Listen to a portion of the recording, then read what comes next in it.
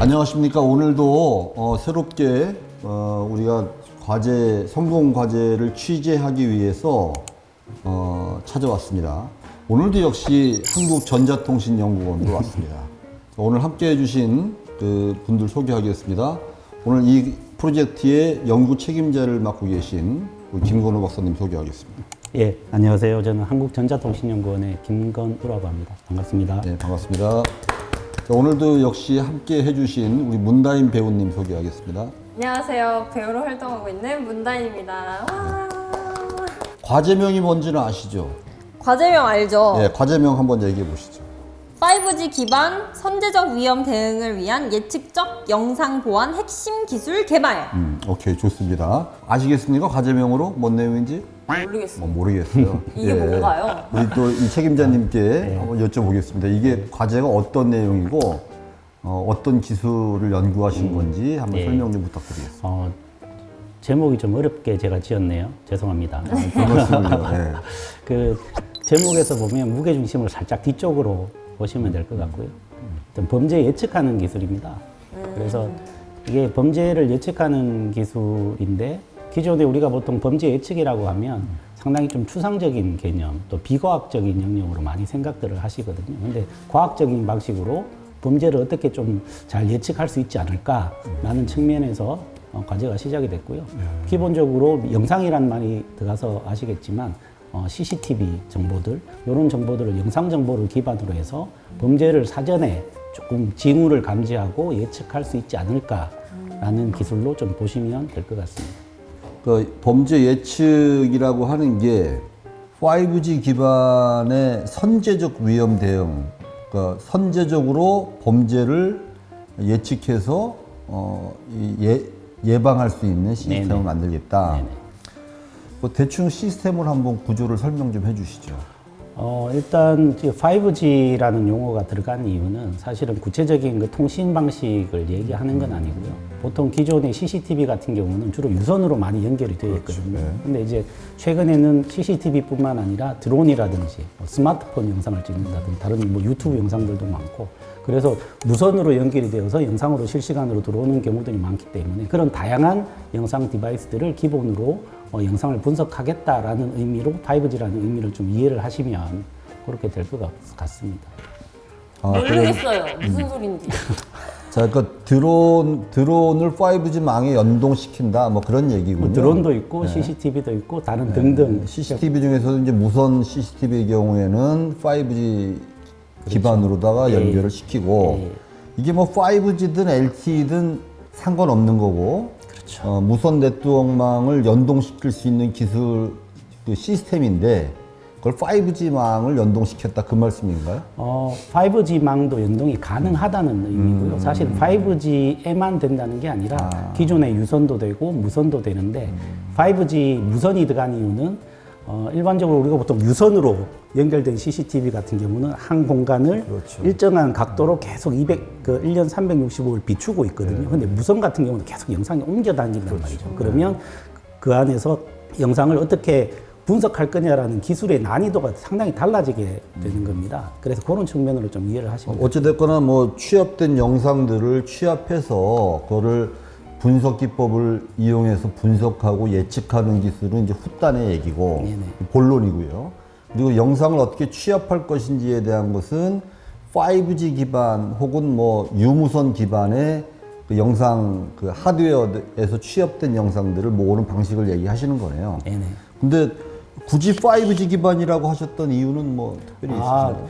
사실은 이 과제가 제일 처음에 만들어질 때 5G라는 용어가 없었습니다. 없었는데 4년 전쯤에 그 과제를 통폐합하는 과기정통부 차원에서 통폐합하는 과정이 있었는데 그때 제가 다른 5G 기반의 영상 분석 기술 과제를 수행을 하고 있었거든요. 그래서 과기정통부에서 보고 이 두 과제는 과제 책임자도 이제 저로 동일하고 연구 내용도 유사한 측면이 있으니 같이 합치면 좋겠다라고 해서 앞에 5G를 붙이게 돼서 범죄 예측하고 합쳐지게 된 과제가 이 과제입니다. 5G 기술은 기술대로 범죄 예측을 하던 거를 같이 뭉쳤다. 네네. 그런 개념이군요. 네, 맞습니다. 그러면 이 5G 기반으로 영상을 취합할 때 주로 고정 CCTV 말고 무선 쪽으로 취합할 수 있는 하드웨어들은 드론 말고 또 뭐가 있나요? 저희들은 일단 드론을 좀 타겟으로 했고요. 최근에 스마트폰이라든지 여러 가지 경우들이 있지만 기본적으로 드론 같은 경우는 국방에도 쓰일 수 있고 일반 안전 세이프티에도 많이 쓰일 수 있기 때문에 드론에 대한 시제품을 간단하게 개발해서 실제 드론을 날려서 드론 영상을 자동으로 분석할 수 있는 그런 기술 개발. 그러면 드론을 날릴 때 5G 망으로 드론을 날리셨어요? 그래서 지금 5G 모뎀 자체가 아직까지 우리가 상용화 될 만큼 모뎀이 나와 있는 게 없어서 그렇죠. 저희들 같은 경우는 조금 좀 임시 방편적이긴 하지만 우리가 알고 있는 그 스마트폰 5G 스마트폰을 드론 안에 탑재를 해서 그 5G 망을 통해서 연동하는 방식으로 제품을 만들었습니다. 그러니까 5G 연동을 시켜야 되니 네네. 5G 모뎀이 지금 상용화된 길 당시에 확보할 수가 없어서 스마트폰을 드론에 장착시켜서 훨씬 더 무거웠겠네요. 드론이 커야 사실은 됐던가. 그 과제의 목표 자체가 네. 그런 하드웨어 제품을 만드는 게 아니라 네. 그런 하드웨어 제품이 영상 제품이 있으면 그 영상을 분석을 해서 범죄 징후를 감지하고 예측하는 부분이기 때문에 사실은 이거는 우리가 테스트하기 위한 좀 장난감, 시뮬레이터 같은 느낌으로 좀 이해를 하시면 됩니다. 예. 근데 이게 범죄 예측을 하는 거라고 하셨잖아요. 예.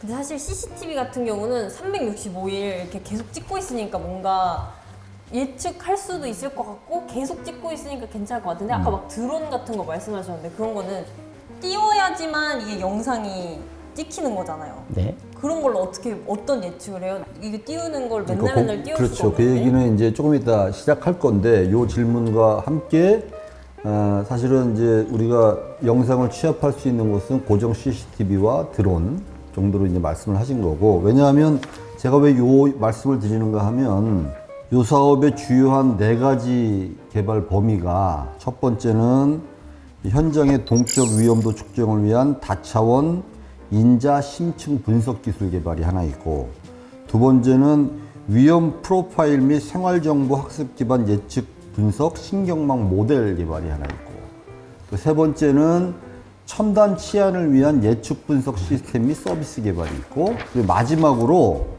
이게 중요해요. 공공소유자 주도형 첨단 사회안전 리빙랩 구축 및 시범 운영이 아주 큰 축으로 들어가 있단 말이에요. 그러면 사실 여기서는 그런 하드웨어나 시스템 뭐 이런 것들까지 다 적용해서 실질적인 이 검증을 일상생활에서 가능한지를 리빙랩을 구현해서 하셨다는 얘기잖아요. 네.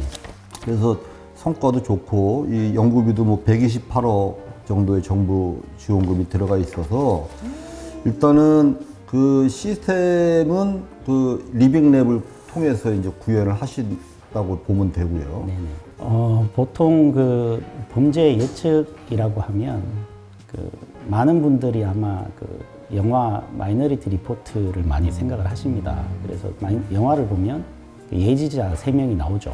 목욕탕 같은 데서 이렇게 누워가지고 예. 뭔가 이렇게 미래를 예측을 하고 그 중에 3명이 전체가 다 맞으면 범죄 확률이 높아져서 현장에 출동해서 범죄를 사전에 예방하는 보통 제가 딴 데 가서 이렇게 발표를 하고 말씀을 드리면 상당히 비과학적이라고 생각들을 많이 하십니다.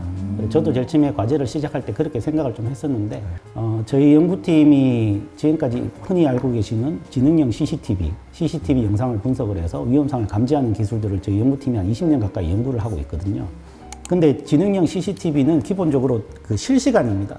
현재 영상을 보고 영상에서 누가 뭐 폭행을 한다든지 쓰러졌다든지 뭐 다른 누가 뭐 월담을 한다든지 실시간 상황을 감지하는 데 포커스를 맞추고 있는데 제가 예측 관련해서 5년쯤 전에 기술을 서베이를 하면서 보니까 오히려 예측이 실시간 감지하는 것보다 범죄 예방 효과가 훨씬 더 있네.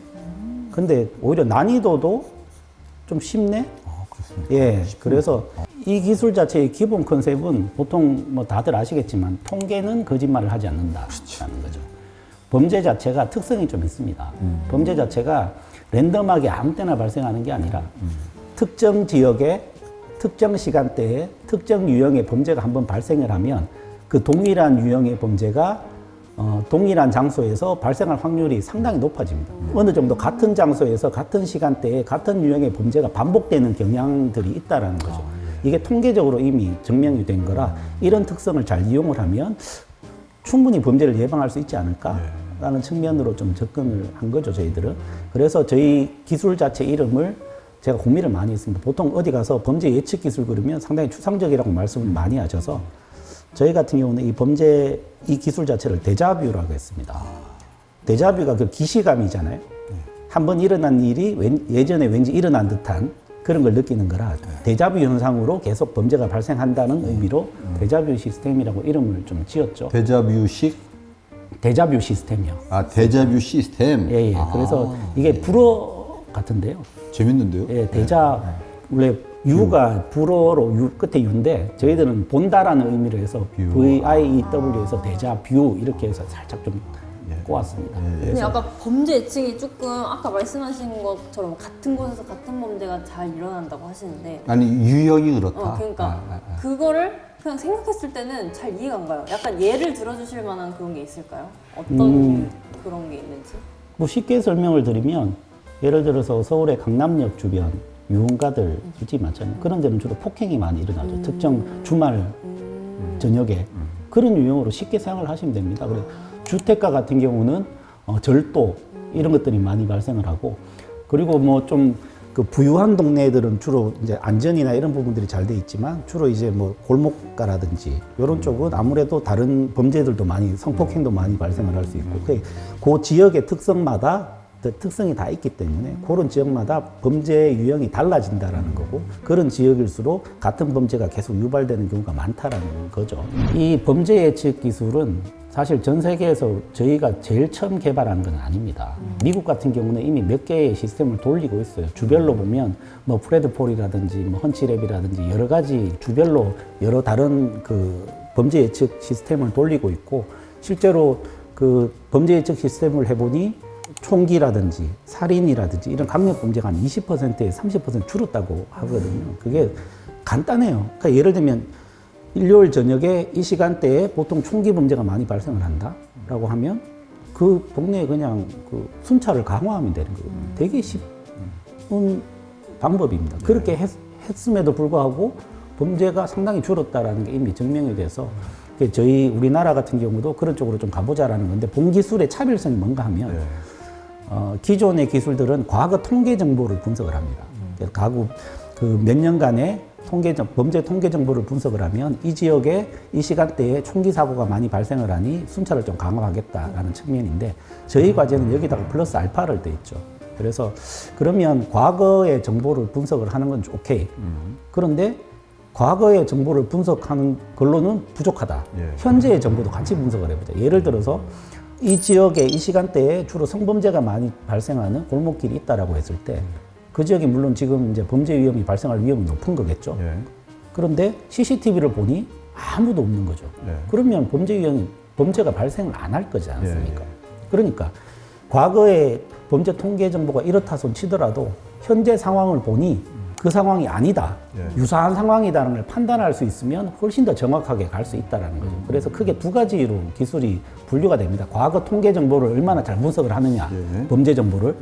현재 지능형 CCTV를 통해서 현재 상황을 얼마나 잘 이해를 하느냐. 이 두 상황 간의 유사도가 얼마쯤 되느냐를 분석을 해서 범죄가 발생할 확률이 몇 %다. 라고 이해를 하는 거죠. 분석을 하는 겁니다. 그래서 이런 식으로 저희들이 접근을 좀 하고 있죠. 개념은 알겠는데요. 이해는 부족하네요. 그러니까 과거의 통계 자료는 뭐 이미 과거의 수치로서 쭉 있을 거고요. 그리고 거기에 맞는 뭐 범죄 유형이나 뭐 이런 거에 따라서 현재의 상황을 뭐 지능형 CCTV나 드론이나 통해서 데이터들을 뽑는데 이걸 어떻게 서로 연동시켜서 조금 더 값진 정보나 데이터 값이 나올 수 있는 근거는 뭐예요?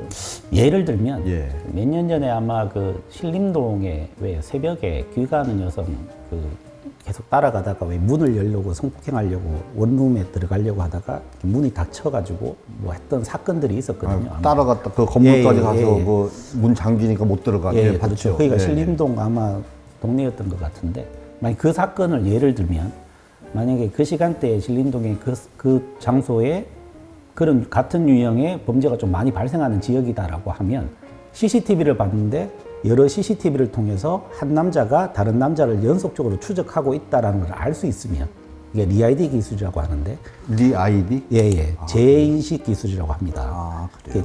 여러 CCTV를 통해서 한 사람을 추적하는 기술이거든요.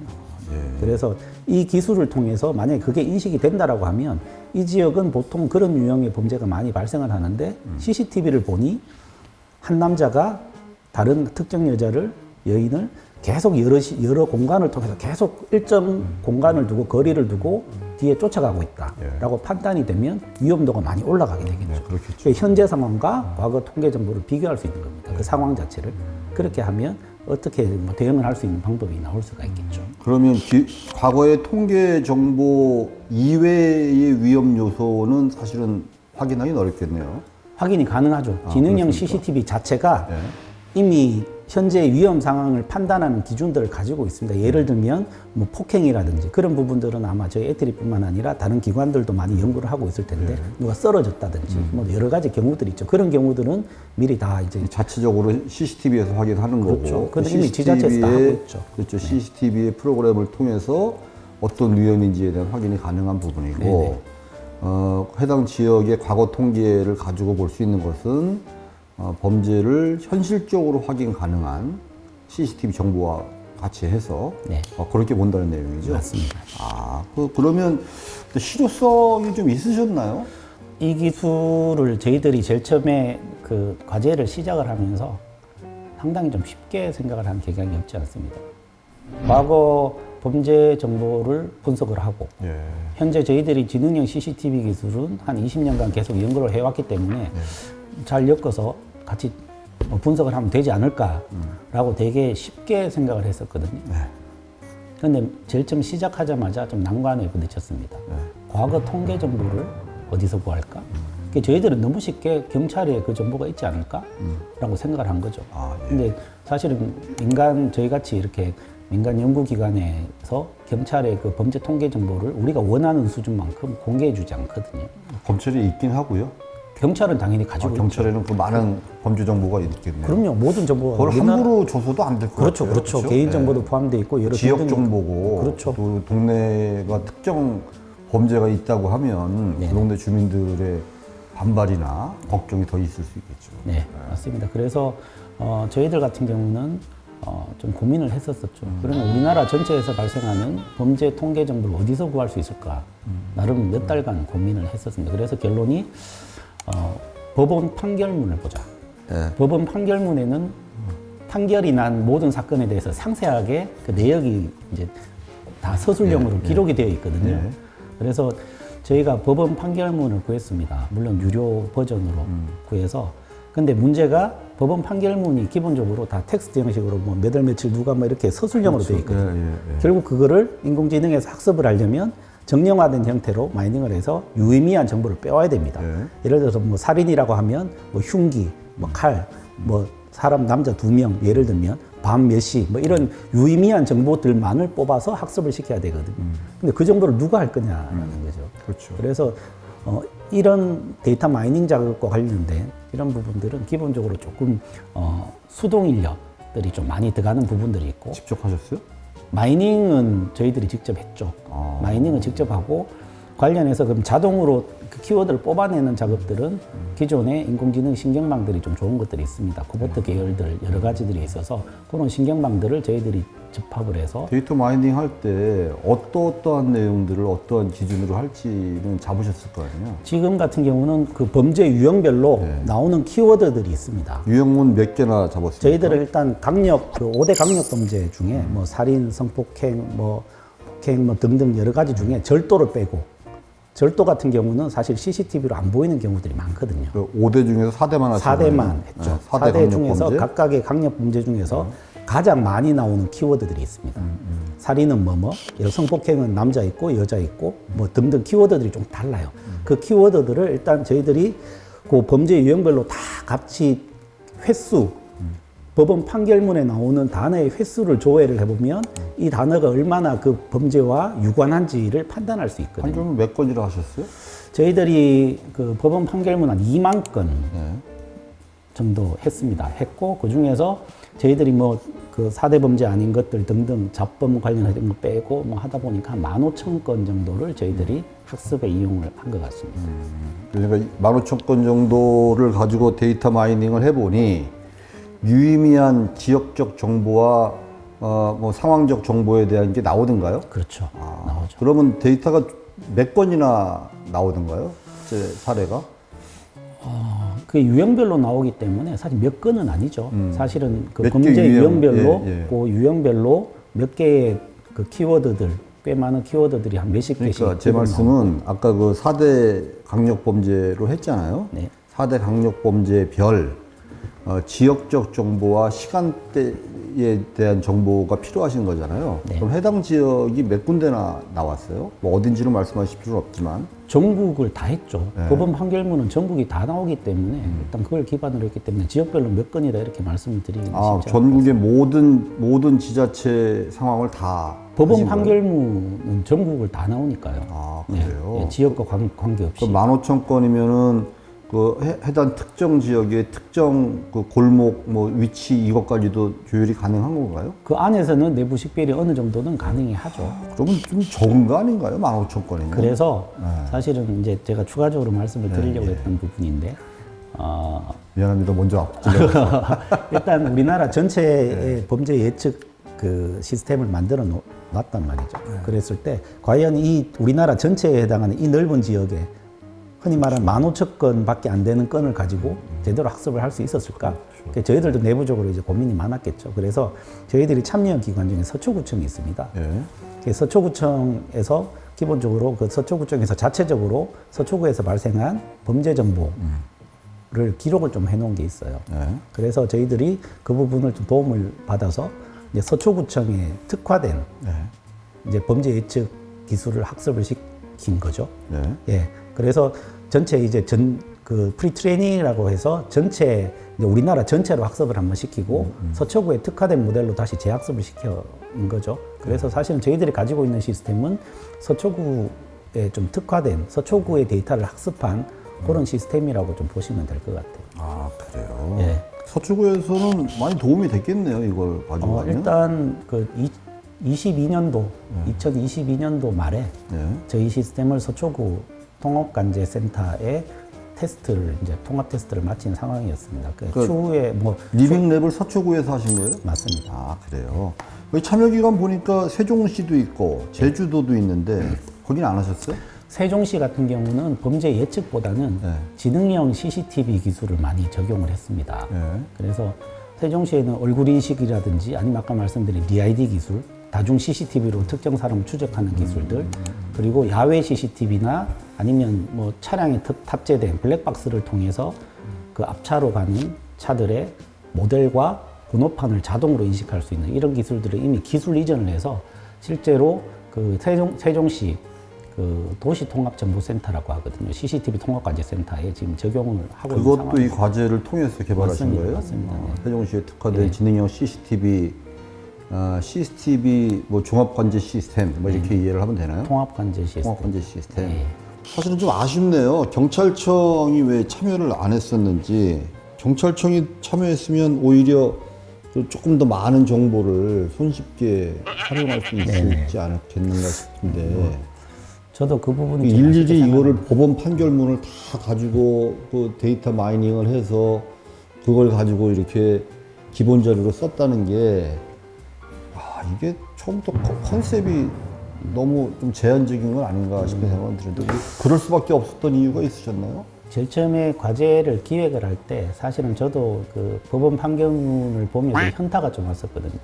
그러셨겠네요. 이게 예. 무슨 짓일까라는 생각이 좀 들었는데 그때 후회를 많이 했죠. 그래서 좀 너무 쉽게 생각을 해서 뭐 저희들이 좀 같이 얘기를 해서 하면 도움을 받을 수 있지 않을까라는 혼자만의 생각을 가지고 있었던 것 같습니다. 그래서 하기 전부터 조금 더 이제 그 얘기를 좀 하고 시작을 했었으면 훨씬 더 좋았을 것 같다라는 후회는 좀 있습니다.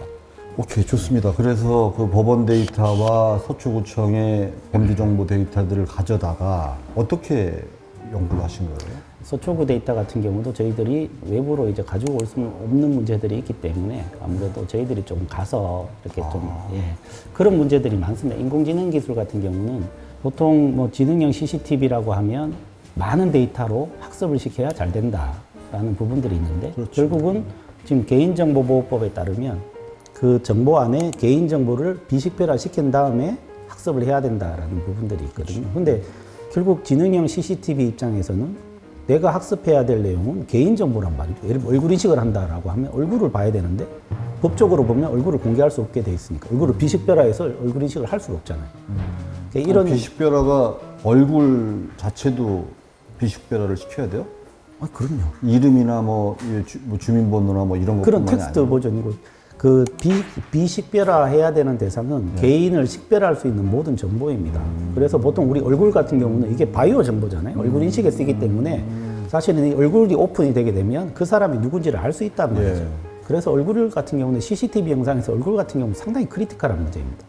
아, 그래요? 그럼 범인 잡을 때 CCTV로 범인 잡고 하는 것도 다 불법인가요? 아니요. 그러니까 경찰에서 그러한 안전과 관련된 부분에 대해서는 운영은 할 수 있죠. 네. 운영은 할 수 있는데 R&D 측면에서 결국은 그런 인공지능 기술을 개발을 하려면 인공지능을 학습을 시켜야 되잖아요. 그렇죠. 그러면 일반 사람들의 얼굴을 입력으로 넣어야 되는데 그 과정에서 개인정보법과 충돌이 발생하는 거죠. 길 가는 불특정 다수 중에서 특정인을 찾고 싶은 거예요. 예. 찾고 싶은 건데 그렇게 되면 그 사람만 찾으면 되는데 결국은 10,000명이 지나가게 되면 10,000명의 모든 사람의 얼굴 특징을 다 추출을 해서 내가 찾고자 하는 사람과 비교를 해야 되거든요. 그렇죠. 이 사람의 동의를 받지 않고 나는 그 사람의 얼굴을 추출하게 되는 겁니다. 특징을.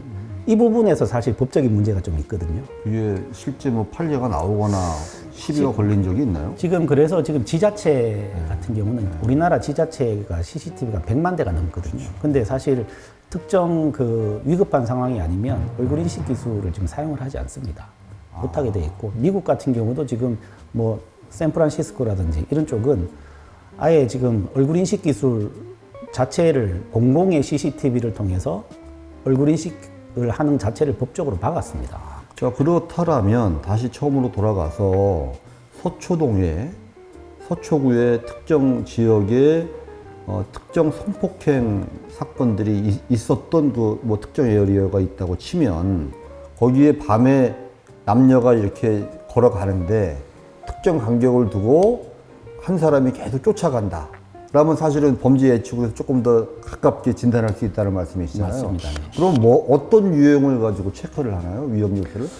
저희들 남녀? 같은 경우는 옷 그렇죠. 스타일? 기본적으로 그 속성이라고 하는데요. 네, 애트리뷰트라고 속성. 하는데 네. 이 사람이 남자냐, 여자냐, 그리고 연령대가 대충 얼마쯤 되느냐, 노인이냐, 청년이냐, 아이냐 그런 것부터 시작해 이 사람이 뭐 가방을 메고 있느냐, 뭐 등등 뭐 모자를 쓰고 있느냐 이런 기본적인 애트리뷰트를 같이 분석을 에비던스가 총 몇 개나 돼요? 지금 한 7개 정도 됩니다. 7개. 그 흉기, 둔기도 포함하고 있고요. 흉기. 예, 그런 거 포함해서 한 7개 흉기는 정도. 뭐 안에다가 넣고 다닐 텐데. 그런데 CCTV에 보이게. 그렇긴 하는데요. 가끔 가다 보면 대낮에 흉기 들고 다니는 사람들이 좀 있습니다. 그게 물론 뭐 뉴스에도 나오고. 그런 사람이 있어요? 그럼요. 갑자기 그래요? 이렇게 예. 뭔가 이렇게 근데 그건 사실 CCTV 없어도 그냥 눈으로 보이니까 예측이 아니잖아요. 아니지, 실시간이잖아요. 그거는 사람의 눈으로 보는 거고, 이건 CCTV로 봐서 종합 관제 시스템에서 아, 이거는 사건 날 가능성이 매우 크다라고 바로 해줘서 출동하게 되는 거죠. 신고가 없어도. 왜냐하면 그 관제센터의 직원분들이 이렇게 CCTV를 1년 365일 관제를 하고 계신데요. 아무래도 그 CCTV 대수는 많고 지자체별로 몇천 대씩 관리를 하고 관제사분들은 좀 제한돼 있기 때문에 한 사람이 많은 CCTV를 관제를 해야 됩니다. 그러면 아무래도 사람이라는 게 집중력도 좀 떨어지고 그렇기 때문에 그 많은 CCTV 중에 요런 한 CCTV에 그런 상황이 발생을 하더라도 사실 놓치는 경우들이 좀 있어요. 그럼 여자 남자는 못 잡겠네요. 못 잡죠. 그런 변태들. 예. 잡고 싶구나. 그런 놈들. 아. 근데 여장 남자라고 해서 다 변태는 아니에요. 7가지 포인트로 그 4가지 중대 범죄에 대한 유형을 얼마나 이 정확도를 가지고 볼 수 있어요? 사실 범죄 예측이라는 게 정확하게 성능을 낼 수가 없습니다. 왜냐하면 범죄를 예측해서 예방을 하잖아요. 예방을 하게 되면 예측을 해서 예를 들면 현장에 설치된 뭐 뭐 스피커라든지 가로등을 어떻게 켜서 경각심을 줘서 그런 상황이 못 일어나게 만드는 게 목적이잖아요. 안 일어났어요. 그러면 결과적으로 봤을 때 이 상황이 범죄가 일어났었어야 되는 상황인가? 아니면 원래 아무 상황도 아닌데 내 혼자서 범죄를 예측을 해서 대응을 한 건가? 답이 없잖아요. 그러니까 범죄 예측이라는 게 사실은 현상만으로 보면 이게 범죄를 제대로 예측을 했다 안 했다를 판단을 할 수가 없습니다. 사실은 답이 없는 거니까. 내가 예측을 했기 때문에 발생을 안 했을 수도 있고 아니면 원래 발생을 안 하는 상황일 수도 있는 거거든요. 그래서 저희들은 어떻게 하냐면 실제로 발생한 상황 중에서만 저희들이 이제 테스트를 해봤죠. 영상을 가지고 테스트를 해봤는데 예측률이 한 80% 조금 넘는 것 같습니다. 81%, 81% 정도 되는 이거 근데 사실은 이것도 되게 그 넓은 많은 데이터는 아니라서 사실은 객관적으로 정확하다라고 몇 건 중에서 말씀드리기 81% 나온 거예요? 저희들이 한 1000몇 건 정도 된 것 같습니다. 그래서 상당히 뭐 객관적으로 개런티할 수 있는 정도는 아닌데 어느 정도 POC 수준으로 좀 이해를 하시면 될 것 같습니다. 자, 아까 그러면 기존의 범죄 통계 자료 플러스 그리고 그 드론이나 CCTV를 통한 지능형 CCTV에서 나온 7가지 범죄 예측 포인트들을 가지고 분석 알고리즘을 만드셨다는 거잖아요. 네네. 근데 어떻게 분석 알고리즘은 잘 되나요? 실시간으로 항상 보면서 사람이 다 그거 볼 수는 없으니 프로그램적으로 이 4대 범죄 유형에 적용될 수 있는 상황이 발생하면 알려주는 거 아닙니까? 맞습니다. 그렇죠? 네. 그 알람 시스템은 잘 만들어졌나요? 그런 부분들은 사실 알람 같은 경우는 저희들이 기술적으로 개발한다기보다는 실제로 그 적용을 했을 때 그런 적용하는 도메인 서비스 측면에서 좀 접근을 해야 되는 것 같아요. 그거는 사실은 기술적으로 어려운 부분들은 아니고요. 그렇죠. 예. 예를 들면 요즘에 스마트 가로등이라는 약간 말씀드린 것처럼 뭐 CCTV 주위에 스피커 보통 우리가 왜 쓰레기 무단 특이하면 왜 구청에서 맞게 스피커로 얘기도 하잖아요. 그런 식으로 간단한 것만으로도 사실은 범죄를 막을 수 있거든요. 내가 뭔가를 하려고 하는데 갑자기 뭐 조명이 들어온다든지 소리가 나오면 사람이 주춤하게 되잖아요. 너 왜 지금 30분째 따라가? 뭐 이런 내 거? 지켜보고 있어. 뭐 이런 느낌인 거죠. 그렇게 되면 상당히 간단하게라도 할 수 있어서 이런 부분들을 저희들이 좀 포커스를 맞췄고 대응 쪽은 사실은 기술적인 부분보다는 기존의 시스템들을 어떻게 적용하느냐 측면. 네, 아니 그 부분도 뭐 당연히 필요하신 부분이고요. 제가 궁금한 부분은 그 많은 CCTV에서 들어오는 영상들을 실시간으로 계속 분석하려면 엄청난 계산과 모든 GPU가 필요할 텐데 하드웨어나 프로그램은 어떻게 만드셨어요? 사실 모든 영상을 동시에 분석하는 건 어렵습니다. 예. 지금 아무리 좋은 시스템을 써도 영상 자체가 예를 들면 4,000대, 5,000대의 영상을 실시간으로 분석하는 건 현실적으로 불가능한 얘기죠. 그중에 특정 지역, 위험 상황이 많이 발생할 것 같은 특정 지역을 선별을 해야죠, 사실은. 카메라를요? 아니면 상황을요? 카메라를요. 카메라를 특정 지역에 좀 포커스를 맞추는 게 필요한 것 같고요. 저희가 기술적으로는 또 이 여러 개의 인공지능 기술을 동시에 고속화할 수 있는 기술을 가지고 있습니다. 그래서 각각 예를 들면 아까 말씀드린 것처럼 애트리뷰트 분석하는 기술, 속성, 이 사람이 뭐 여자냐 남자냐를 분석하는 기술도 있고 여러 가지 뭐 화재 감지, 연기 나오는 걸 감지하는 기술도 있고 얼굴 인식 기술도 있고 여러 개가 만약에 하나의 서버에 올라가게 되면 이 각각의 인공지능 모델이 개별적으로 구동이 돼야 되면 상당히 많은 오버헤드가 걸릴 거란 말이죠. 그랬을 때 저희들은 이 여러 개의 다중 인공지능 모델을 동시에 구동할 수 있는 밑에 프레임워크 기술을 가지고 있습니다. 저희 내부적으로. 프레임워크를 가지고 계시다. 고속 프레임워크 기술. 네. 이 여러 개의 인공지능 모델들이 서로 연동하면서 최소한의 I/O를 통해서 효율적으로 할 수 있는 부분들. 차라리 그 CCTV 카메라에서 자체적으로 판단할 수 있도록 만들면 엣지단에서 훨씬 효율적이지 않을까요? 요즘에 그 부분이 이제 온디바이스 AI라고 해서 사실은 CCTV 자체에서 할 수 있는 부분들이 좀 연구가 되고 있는데요. 아무래도 CCTV라는 자체가 사실은 계산할 수 있는 능력이 별로 없잖아요. 예. 그래서 CCTV 자체가 사실 경쟁력을 가지려면 단가도 낮아야 되는데 여기에 뭐 GPU 다 꼽아가지고 이렇게 좋은 플랫폼을 만들 수 없단 말이에요. GPU까지 꽂을 수는 없고요. 네, 그러니까요. 그래서 지금 하신 방식은 그 수천 개의 카메라 중에 위험인자가 발생할 만한 그 지역의 카메라들을 선별해서 상시 감시했다. 그 개념인가요? 그렇게 해야 되겠죠. 아니면 네. 그 특정 카메라들에서 나오는 영상들 중에 아까 얘기하신 7가지 체크 포인트의 이벤트만 추출할 수 있는 기술도 같이 만드신 건지. 아니죠.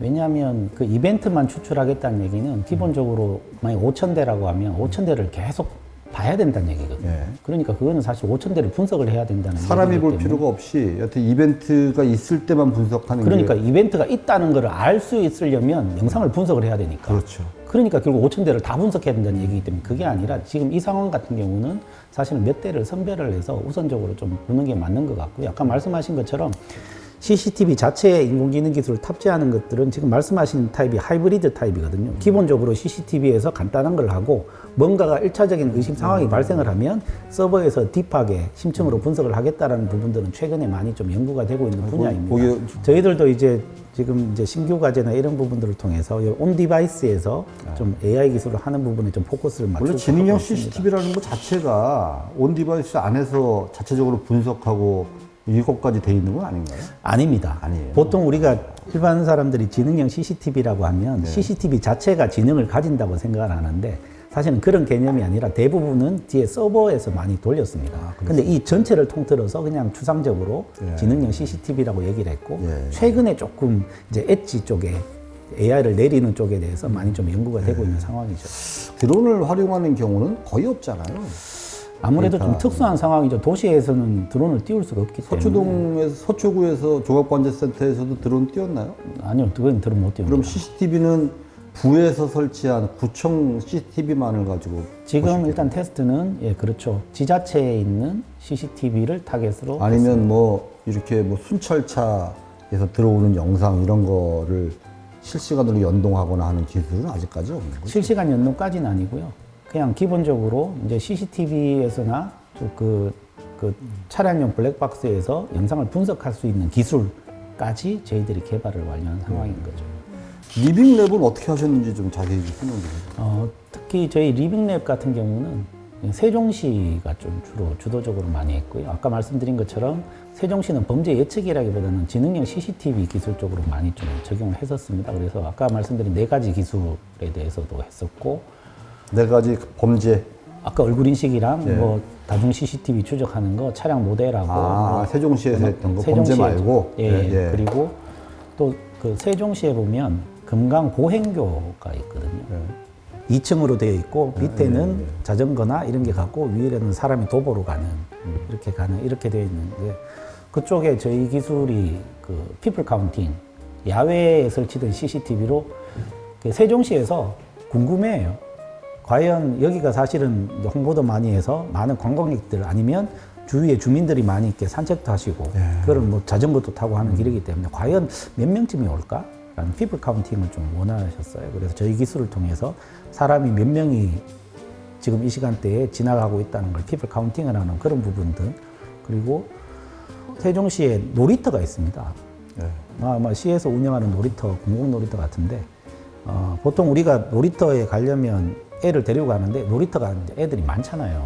그러면 갔는데 막 애들이 너무 많아서 기다려야 되고 그러면 싫어한단 말이죠. 그래서 가기 전에 지금 이 놀이터에 대략 몇 명쯤 있는지를 알고 싶은 거예요. 예. CCTV 영상을 확인하는 게 아니라 대충 지금 여기는 어느 정도 붐빈다, 비지한 정도를 이제 판단을 해주는, 그러니까 몇 명이 있는지 카운팅을 해서 앱으로 계속 서비스를 해주는 거죠. 제가 알기로는 세종에 있는 앱에서 이러한 서비스들을 계속 해주는 걸로 알고 있습니다. 네. 어떻게 개발을 다 끝나신 거잖아요. 과제는 끝났습니다.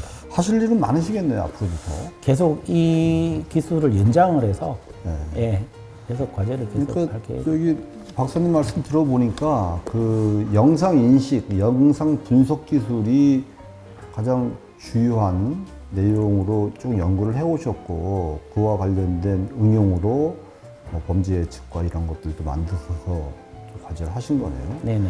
이 돈이 뭐 상당히 많이 들어간 것 같은데 그러니까 128억 정도가 들어갔는데 가장 많이 돈이 쓰여진 분야가 어떤 분야예요? 연구 인건비가 많이 들어갔죠. 인건비가 많이 들어간 부분이 있고요. 네. 제가 볼 때 두 번째로는 그 DB 구축하는 데 많이 들어갔습니다. 예. 저희들이 그 DB를 구축을 하려면 아까도 말씀드렸지만 그 개인정보보호법이 있기 때문에 아무 때나 영상을 가지고 와서 저희들이 활용을 할 수가 없습니다. 그러니까 저희들이 결국 배우를 써야 되거든요. 시간당 얼마를 주고 뭐 배우를 써야 되는 부분들이 있어서 그 부분이 사실은 노력과 시간이 많이 들어갔고, 예를 들면 흉기둥기 같은 경우는 저희들이 좀 에피소드가 있는 게, 흉기둥기를 야외에서 들고 다니는 거를 저희들이 영상을 찍어야 되잖아요. 어디서 구할 수는 없으니까. 그래서 저희 배우를 동원해서 어떤 골목길에, 아무도 없는 골목길에 흉기를 들고 다니는 거를 뒤에 CCTV로 이제 찍어서 배우를 써요. 저희들이 물론 그렇죠. 저희들이 이제 그런 그러니까 스턴트 하시는 분들이 나오는 사람을 다 배우라고 얘기하는 거죠. 그러면 일반인들. 배우로 해야죠. 왜냐하면 일반 시민을 할 수 없죠. 저희들이. 연구원들도 많이 그냥 가서 칼 들고 있어요. 저희들이 연구원들이 연구는 잘하는데 누가 봐도 배우다, 내 배우다 이렇게 소리치고 다녀서 전혀 자연스럽지가 않아요. 걸음걸이도 이상해지고, 그래서 그냥 오히려 전문적으로 그쪽으로 좀 잘하시는 분들이 자연스럽게. 되게 자연스럽게 하시는 분들. 범죄자 같이. 예, 그래서 사람. 저희들이 흉기둥기를 가지고 가는 걸 찍었었는데 신고가 들어온 거죠. 그분들은 찍는지를 모르잖아요. 왜냐하면 카메라를 들고 있으면 괜찮은데 그 CCTV 같은 경우는 이제 지자체의 협조를 받아서 지자체에서 설치된 CCTV로 하니까 주위에서 컨트롤하는 사람이 없어요. 그러니까 뭐 칼 들고 이렇게 다니니까 주위에 시민분들이 신고해가지고 막 그런 부분들도 좀 있었던 것 같습니다. 지금 이 과제가 지금 범죄 징후를 예측하는 그게 키워드가 가장 크다고 했잖아요. 네. 그럼 이게 나중에 범죄 말고 뭐 의료나 뭐 교통, 갑자기 뭐 환자가 발생한다던가 이런 것까지 이제 분석할 수 있는 게 나중에 가능한가요? 그런 확률이 있나요? 가능하죠. 지금 저희들이 추가적으로 개발하려고 하는 부분들이 사실 범죄 징후 감지, 그러니까 범죄라고 하면 범죄일 수도 있지만 위험 상황일 수도 있거든요. 아까 말씀하신 것처럼 의료다라고 하면 갑자기 쓰러진다. 뭐 이런 부분들은 저희들이 그 포즈 에스티메이션이라고 해서 사람의 포즈를 인식을 하면 그 사람이 어떤 상황인지를 판단하는 기술들이 있습니다. 그래서 지금 뭐 다른 연구팀에서도 개발을 하고 있고 저희들도 지속적으로 개발할 예정인데, 그런 부분들이 많이 고도가 돼서 성능이 상당히 높아지면 CCTV로 봤을 때 저 사람이 걸음걸이가, 예를 들면 그냥 제가 하는 건데, 저 사람이 걸음걸이가 마약한 사람 같아?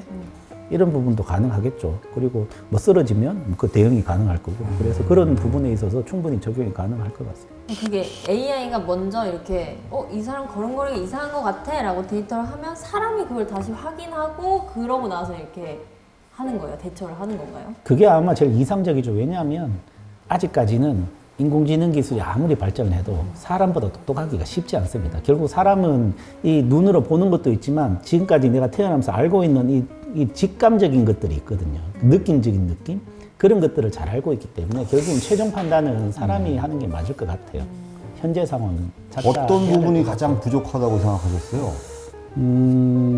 사실 연구들이 많이 되고 있지만 일반 그 사용자들의 눈높이를 못 맞춰주고 있거든요. 네. 사실은 그 예를 들면 쓰러진다. 네. 우리는 이렇게 보면 저 사람이 쓰러져 있는지 보이잖아요. 네. 누가 봐도 보이거든요. 근데 CCTV는 헷갈려 할 때가 되게 많습니다.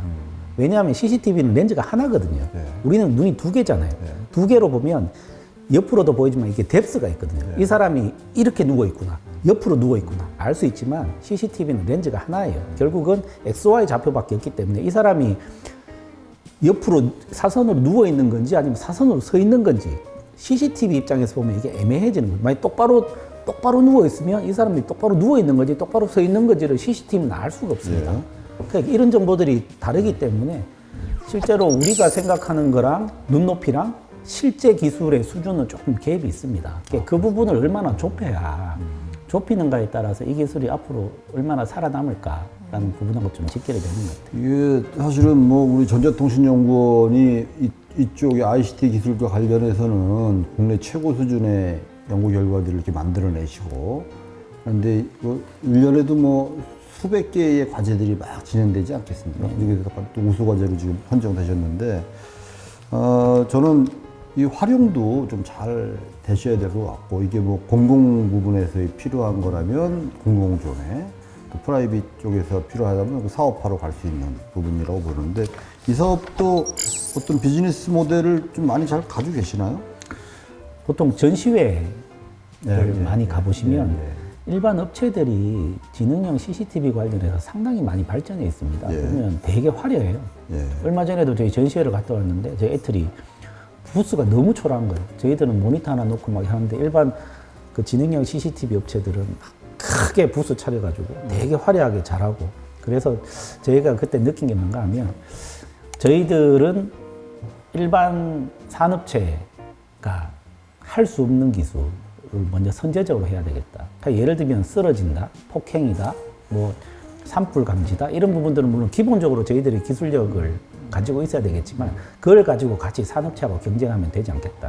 산업체가 먼저 할 수 없는 부분들을 먼저 건드리고 저희들이 그 부분에 산업체를 확산을 하고 산업체가 따라오면 저희들은 또 다른 기술을 리딩할 수 있는 부분을 해야 되겠다라는 부분에서 접근을 하고 있고요. 지금 저희들이 그래서 지금 추진하고 있는 기술이 개방형 CCTV라는 부분입니다. 네.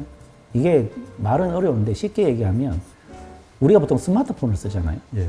스마트폰을 쓰면 내가 스마트폰에서 원하는 앱을 다운받아서 사용을 하잖아요. 네. 그럼 CCTV도 그렇게 하면 어떨까? CCTV가 만약에 제가 우리 가게에 CCTV 4대를 달았어요. 가게에 달았는데 우리 집 CCTV에는 이런 기능이 있으면 좋겠네? 그러면 CCTV도 앱스토어에서 앱을 다운받아서 나는 우리 집 CCTV 이 기능 넣고 싶어.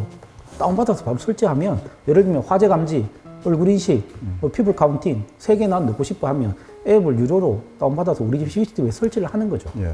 그렇게 하면 CCTV 자동으로 할 수 있는 거죠. 예. 이런 흔히 말하는 스마트폰 그게 같은 개방형 CCTV의 개방형 개념인가요? CCTV의 개념. 그래서 그러니까 일명 CCTV 자체가 단말이 되는 거네요. 그렇죠. 지능형 걔 단말이. 자체가 지능이 되는 거고 문제는 더 해야 될 거는 걔가 우리가 알고 있는 스마트폰처럼 안드로이드 운영체제가 올라가서 누구나 쉽게 적용이 가능하도록, 접근이 가능하도록 만들어주는 거라 저희들은 이거를 내부적으로는 마이 CCTV라고 얘기를 하거든요. 마이 CCTV. 예. 나만의 CCTV를 내가 구축할 수 있다는 개념으로 지금 접근을 하고 그런 있어서 하드웨어는 아직 안 나왔나요? 아직까지는 없고요. 전 세계적으로 지금 이제 시작하는 단계 이런 게 있으면 좋을 것 같아. CCTV에 안드로이드를 올려서 스마트폰처럼 사용할 수 있으면 좋겠네. 라는 개념이 이제 나오기 시작을 해서 그 부분을 저희들은 좀 선제적으로 좀 개발을 해서 기술적으로 별로 어려울 것 같지는 않은데요. 쉽지는 않습니다. 그렇습니다. 왜냐하면 스마트폰 같은 경우도 지금 이렇게 규모는 작지만 얘가 거의 작은 PC급이라고 보시면 되거든요. PC죠. 가격도 뭐. 비싸잖아요. 네, 200만 엄청 원씩 비싸요. 하는데 네. CCTV는 이만큼 단가를 올릴 수가 없습니다. 그렇죠. 단가가 낮기 때문에 단가 결국 경쟁을 하려다 안에 보니 하드웨어 좋은 거를 못 쓰니까 그러니까 기술적으로는 어려운 게 아닌데 네. 구현 자체는 시장에 출시할 만한 제품 경쟁력으로는 좀 어렵다 그 말씀이시군요. 그렇죠. 그러니까 이 CCTV에 맞는 기술을 개발을 해야 되는 거죠.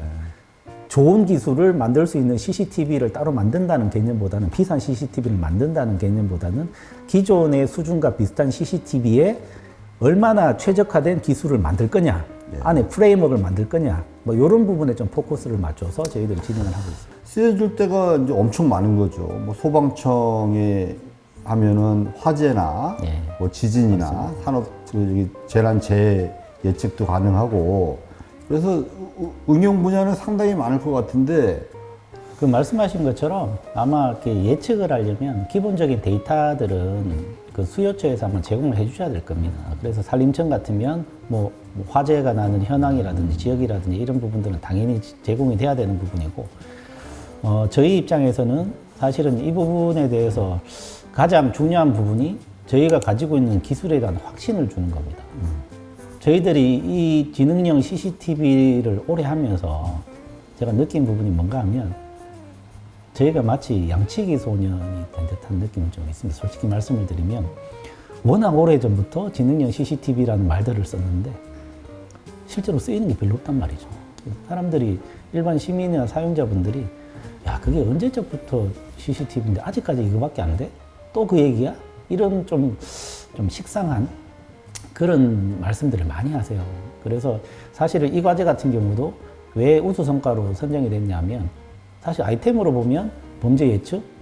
뭐 예측하면 되지? 아니면 그게 돼? 이런 느낌부터 시작해서 지능형 CCTV 기술 같은 경우는 저희들이 아마 다른 기관보다는 저는 조금 더 좋은 성능을 가지고 있다라고 내부적으로는 판단을 하고 있고 이런 부분들이 실제로 공공기관에 적용이 됐을 때 상당히 만족하게 사용을 해서 실적이 나왔기 때문에 아마 우수 성과로 됐다라고 보여지고 있어서 저희들이 가지고 있는 기술이 실제로 활용이 됐을 때 아, 정말 괜찮은 기술이구나라는 부분들을 조금 확신을 줄 수 있는 그런 부분에 있어서 조금 중요하지 않을까. 실제로 써보면 기존에 사용하던 것보다 뭐 믿을만하네? 이런 확신을 주고 싶다라는 거죠. 제 입장에서는. 그러려면 자꾸만 실증을 해봐야 될 거 아닙니까? 그렇죠.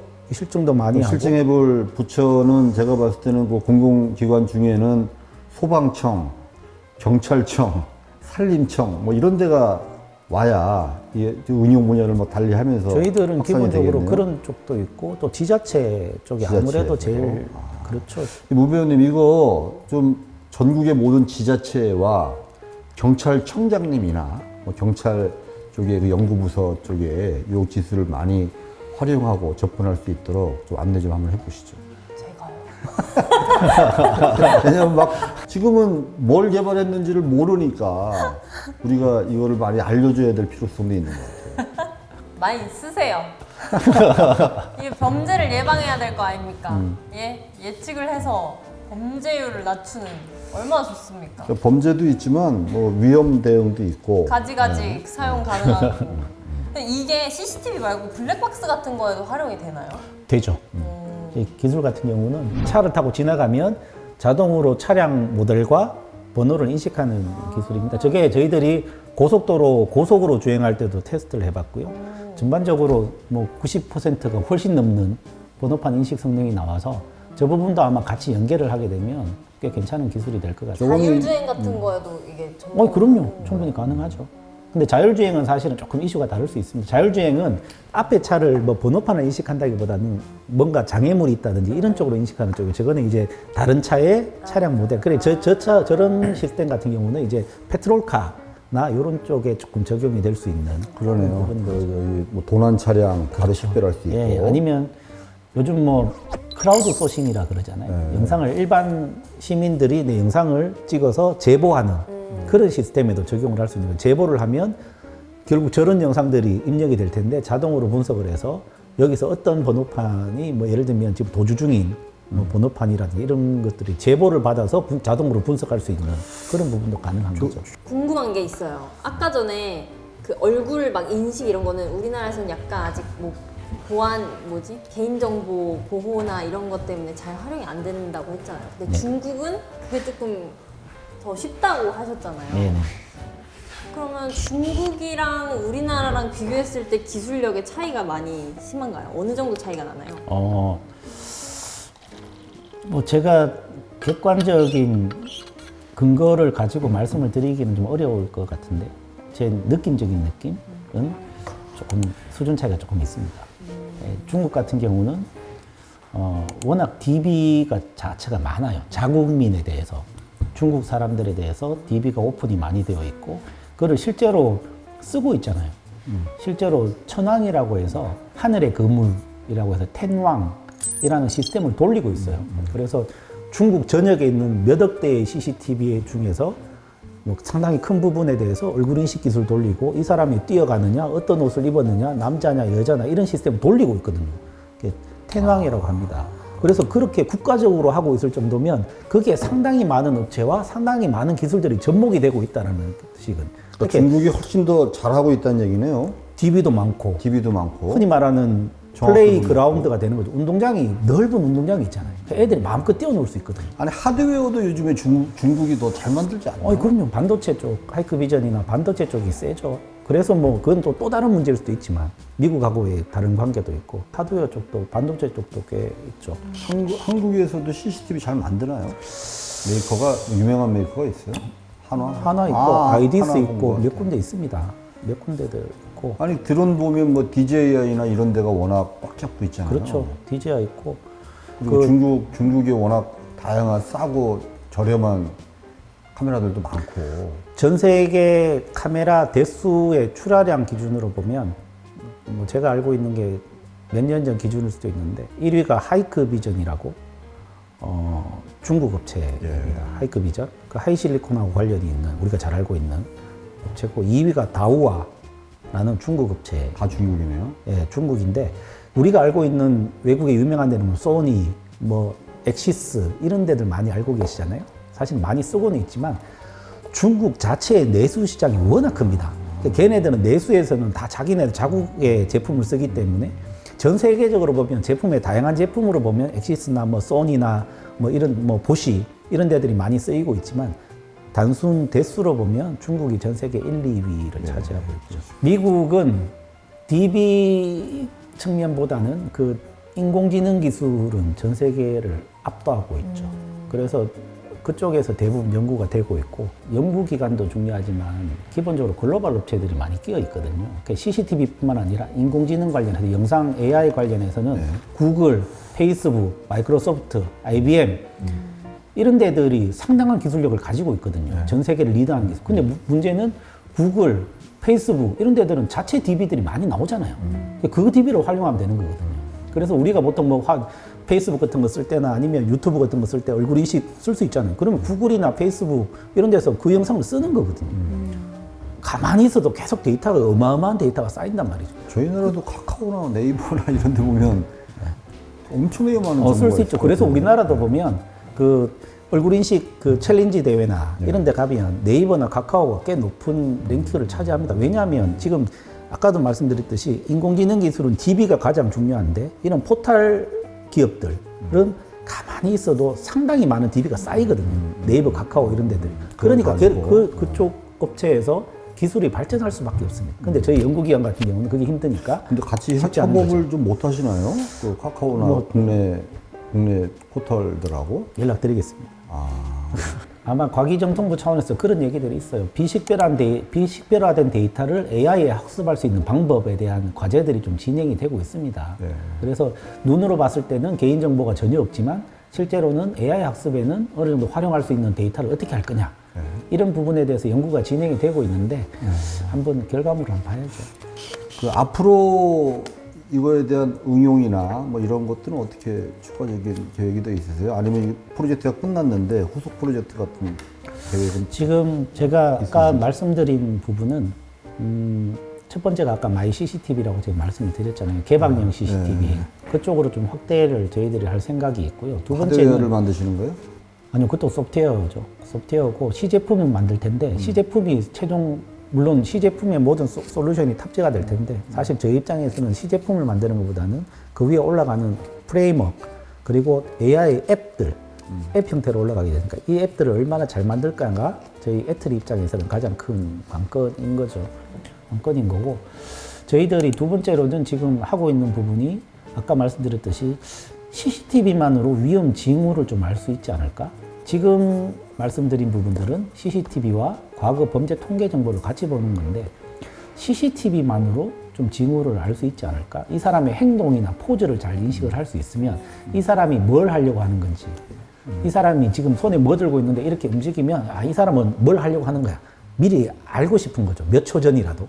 그러면 충분히 대응을 할 수 있고 아니면 즉각적인 대응을 할 수 있기 때문에 그런 부분에 있어서 이제 행동 인식을 통해서 위험 상황을 징후를 감지하는 쪽으로 지금 좀 포커스를 맞춰서 저희들이 연구를 진행할 계획입니다. 저희가 이 과제가 우수성과로 선정이 돼서 지금 여기 이렇게 온 거잖아요. 어떤 부분이 우수성과로 선정되는데 도움이 되었다고 보시나요? 제 개인적인 생각 부분인데요.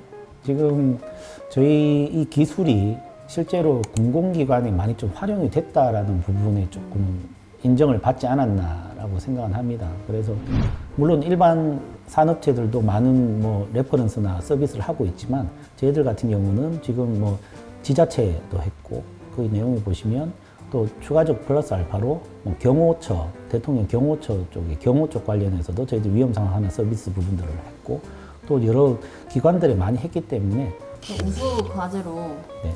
선정되신 소감 한마디 부탁드릴게요. 좋죠. 좋죠. 이렇게 질문을 정말 많이 받으셨잖아요. IITP에게 바라는 점이 있으시다면 하고 싶은 말. 참 난감하네요. 저는 그게 좀 있는 것 같아요. 이게 아무래도 저희들은 이제 IITP가 과제 선정평가를 물론 평가 관리도 하지만 과제 관리도 하지만 선정 평가 관련해서 하잖아요. 근데 이게 아마 좀 딜레마가 좀 있는 것 같아요. 저도 답은 없는데 최근에 사실은 그 이런저런 상황으로 과제 경쟁률이 상당히 높아졌지 않습니까? 그래서 저희들도 이번에 제안한 과제가 두 자리 숫자의 경쟁률이 그래요? 상당히 많은 뭐 산학연이 모두 들어와서 이렇게 경쟁에 붙는 상황인데 이게 평가위원회에 좀 이슈가 있는 것 같아요. 그래서 평가위원은 어떤 이슈가 있어요? 그러니까 전문성? 그렇죠. 전문성과 객관성 둘 중에 트레이드 오프가 있는 거죠. 왜냐하면 경쟁률이 낮으면 그 제한하는 기관을 빼고 다른 기관에서 전문가들이 충분히 있으니까 괜찮은데 만약에 예를 들어 한뭐 10대 1이다. 그러면 10대 1 경쟁률이 컨소시엄이 보통 5개만 들어가도 50개 기관이 들어오는 거기 때문에 이 50개 기관을 빼고 평가위원을 모집을 해야 되잖아요. 객관성을 위해서. 그랬을 때 과연 전문성이 발표하는 사람보다 전문성이 있을까? 이게 사실은 객관성도 상당히 중요하고 전문성도 중요한데 어디에다가 초점을 맞춰야 되지라는 부분들이 있습니다. 그래서 이게 평가 발표할 때 이렇게 같이 Q&A 같은 걸 하다 보면 뭐 제 개인적인 느낌일 수도 있는데 조금 전문성이 조금 떨어지신다는 분들이 느낌이 좀 있으신 분들이 있어요. 그래서 그런 부분들이 사실 아쉬움이 있죠. 좀 사실은 평가위원은 저보다 더 잘 아시는 분이 맞잖아요. 그래서 제가 하는 거에 대해서 제안하는 거에 대해서 그거는 그게 아니고 이게 맞아. 아니면 맞아. 뭐 이렇게 좀 전문적인 의견을 주셔야 되는 부분들이 있는데 경쟁률이 워낙 높아지니까 오히려 전문가들은 이 제안하는 제안자들에 다 모여 있고 여기는 좀 비전문가들이 좀 오는 그런 좀 근데 이게 현실적으로 방법은 크게 없을 수도 있는 것 같아요. 그때는 저희가 이 문제는 비단 뭐 이 과제뿐만이 아니라 저희 기관과 과기정통부의 공통의 숙제이기도 하고요. 그게 이제 상피제 문제 때문에 그런데 프로젝트의 신청자가 속해 있는 기관이나 단체에서의 심의위원을 위촉할 수 없다. 이 조건이다 보니까 아까 말씀하신 대로 두 자릿수의 그 신청이 됐다면 대한민국에 이쪽 관심 있는 분들은 다 들어왔다는 얘기죠. 맞습니다. 뭐 외국에서 위원들을 이렇게 초빙해서 심의할 수도 있고 그래서 이 상피제를 극복할 수 있는 방안을 저희가 지금 고민하고 있고요. 이 전문성과 공정성은 항상 이렇게 배치되는 부분이라 중간 부분에서 적정 지점을 찾으려고 애를 쓰고 있는데 만족도는 모르겠습니다. 네. 작년에 그게 있었거든요. 그 새만금 스카우트 잼버리 저희 기술이 거기 나갔습니다. 그래서 현장에 화재라든지 아니면 그 외곽 지역에 사람이 이제 비인가 출입하는 거를 디텍션 잼버리 거기에 그래서 위험 안전 시스템으로 저희 기술이 나갔는데 사실은 되게 고생했거든요. 날씨도 너무 덥고 되게 고생을 많이 했는데 되게 결과적으로 되게 민감한 사안이라 요즘에 말 잘 안 하려고 하시는데 좀 지나서 저는 이제 그 멘붕을 좀 극복을 했습니다. 그렇게 고생을 했는데 결과적으로 대놓고 홍보하기가 좀 애매한 그런 상황이 되어버려서 이제 저는 이제 심적으로 극복을 했기 때문에 이제 모든 걸 내려놓고 얘기를 하고 있습니다. 잼버리 대회 행사장의 위험 예측 시스템을 거기다가 실증을 하셨다는 얘기인가요? 하다가 한 일주일 넘게 하다가 중간에 중단되는 바람에 철수를 했죠. 그러셨어요. 마무리 질문으로 마지막 질문입니다. 앞으로 나아가고자 하는 방향 또는 비전이 있으실까요? 사이버 보안 연구 본부인데요. 저희 예전에부터 썼던 말들이 있습니다. 쓰일 기술을 개발하고 개발한 기술은 반드시 쓰이게 하라. 그게 언뜻 생각해 보면 우리가 개발한 기술은 상용화 시켜야 된다라는 의미로 해석이 되지만 실제로는 내부적으로 우리는 이런 막 좋은 말 하는 거 되게 좋아하잖아요. 막 철학처럼 뭐 있는 것처럼. 근데 사실은 이 의미가 뭔가 하면 저희들이 해보니까 결국 쓸 수 있는 기술을 만들려면 원천 기술이 누적되지 않으면 그냥 단순히 뭐 2년, 3년 개발해서 이 기술이 좋아요라고 외부에 홍보를 해서 써본들 실제적으로 몇 번 못 쓰고 양치기 소년이 될 수밖에 없습니다. 제 경험에 의하면. 그래서 정말로 이 기술이 괜찮아라고 쓰일 수 있게 하려면 상당히 오랜 기간 동안 원천 기술을 확보를 해야 되는 부분들이 있다는 거죠. 그 원천 기술을 확보를 해야 쓸 수 있는 거고 그 기술이 결국은 개발이 되면 그 기술은 어떻게든 쓸 수밖에 없다라는 측면으로 그런 좀 모토를 가지고 있어서 그런 쪽으로 좀 저희들은 계속해서 아이템은 바뀔 수 있어요. 예측을 하고 아까 개방형으로 갈 수 있지만 기본적으로 이런 그 인공지능 아니면 지능형 CCTV 기술 관련해서는 계속 그 원천 기술을 확보를 할 예정입니다. 그게 아마 저희들이 나아갈 방향이 아닐까라고 생각을 하고 있습니다. 너무 멋져요. 결국 원천 기술이 중요하다라는 의미입니다. 좀 연구에 좀 집중할 수 있는 환경, 어떤 형태든 됐든 간에 예산이 될 수도 있고 아니면 다른 환경이 될 수도 있고 뭐 법적인 문제도 있을 수 있고 여러 부분들이 있을 수 있는데 일단 저희들이 뭐 열심히 일할 수 있는 환경 그리고 또 그 만약에 저희들이 보통 보면 저희들은 단독으로 하는 게 아니라 다른 공공기관, 지자체가 될 수도 있고 아니면 국가기관들이 많이 들어와 있는 부분들이 있거든요. 그랬을 때 조금 서로 간의 기관 간의 신뢰관계를 가지고 데이터나 이런 부분에 대해서 좀 전폭적으로 좀 지원해 줄 수 있는 이런 체계, 신뢰할 수 있는 체계 이런 부분들이 조금 뒷받침이 되면 훨씬 더 R&D를 효율적으로 수행을 할 수 있을 것 같습니다. 김건우 박사님, 그 프로젝트 수행하시느라고 수고 많으셨고요. 마지막에 해주신 얘기가 깊게 와닿습니다. 그 최근에 뭐 정부 출연 연구기관의 공공기관 범주에서 이제 해제된 부분, 또 그리고 연구소의 특성에 맞게 제도적, 환경적 변화가 지금 진행되고 있다는 점, 그동안 이제 수십 년 동안 고민해 왔었던 PBS에 대한 것들도 이렇게 솔루션들이 나오고 있는데 역할과 책임이 조금 더 이렇게 제도적으로나 물질적으로 금전적으로 이렇게 좀 만들어지시기를 희망하겠습니다. 네, 감사합니다. 네, 그거 한번 정리 좀 해주시죠. 마지막으로 과제명은요. 5G 기반 선제적 위험 대응을 위한 예측적 영상 보안 핵심 기술 개발인데요. 성과명은요. 위험 패턴 징후 감지를 통한 범죄 예측 기술입니다. 예. 아, 이것도 상당히 저는 과제명부터 너무 어려웠는데 사실 중간에 좀 졸렸어요. 제가 질문 너무 깊게 막 해서 그렇군요. 너무 강의 듣는 근데 너무 유익한 시간이었고요. 아, 이게 뭘 예측한다는 거지? 모르겠는데 했는데 계속 설명을 듣다 보니까 아, 이게 그 청청청들 있잖아요. 산림청, 경찰청, 기상청, 삼청. 뭐 여기저기 소방청. 네, 다양하게도 또 쓰일 수 있는 기술이 될 수 있겠구나. 너무 멋있습니다. 과제명 앞으로 좀 쉽게 좀 써주시고요. 예, 알겠습니다. 특별히 발견 없는 부분이 이렇게 막 있다 보니까 좀 헷갈리는 부분이 두 가지가 합쳐지다 보니까 아마 그러셨군요. 그렇게 좀 된 것 예. 같아요. 오늘도 인터뷰가 원만하게 잘 진행된 것 같고요. 오늘 너무 설명 잘해주신 김건우 박사님께 너무 감사드리고요. 저희 시청해주신 시청자분들께도 인사 한번 드릴 건데요. 시청해주셔서 감사합니다.